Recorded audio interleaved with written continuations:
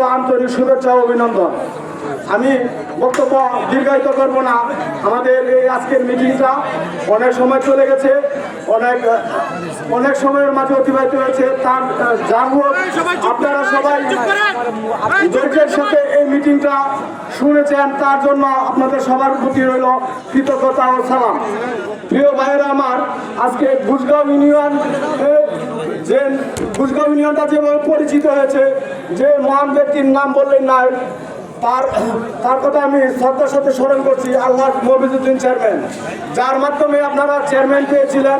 উনি একজন স্কুলের শিক্ষক ছিলেন, শিক্ষক থেকে ইউনিয়ন পরিষদের চেয়ারম্যান থেকে আমরা সকলেই এই দুবরা উত্তর সাইড থেকে সবাই সমন্বয় হয়ে আমরা তাকে উপজেলা চেয়ারম্যান হিসেবে দেখেছিলাম। উনি প্রথম উপজেলা চেয়ারম্যান ছিলেন এবং ওনার উদ্যোগে দেখা গেছে যে এই 7টা ইউনিয়নের উন্নয়নের ছোঁয়া এসেছিল। যাক, আমি আপনাদেরকে একটা কথাই বলবো, ওয়ার্কারকে নিয়ে আমরা যে ঐক্য তৈরি করেছি, সেই ঐক্য ব্যাধ করার মতো নয়। আমরা বিধু কাপুরুষের সন্তান নয়। আমি সিরাজুল ইসলাম খান, আমরা কাউকে ভয় পাই না। আপনারা আমাদের সাথে থাকবেন।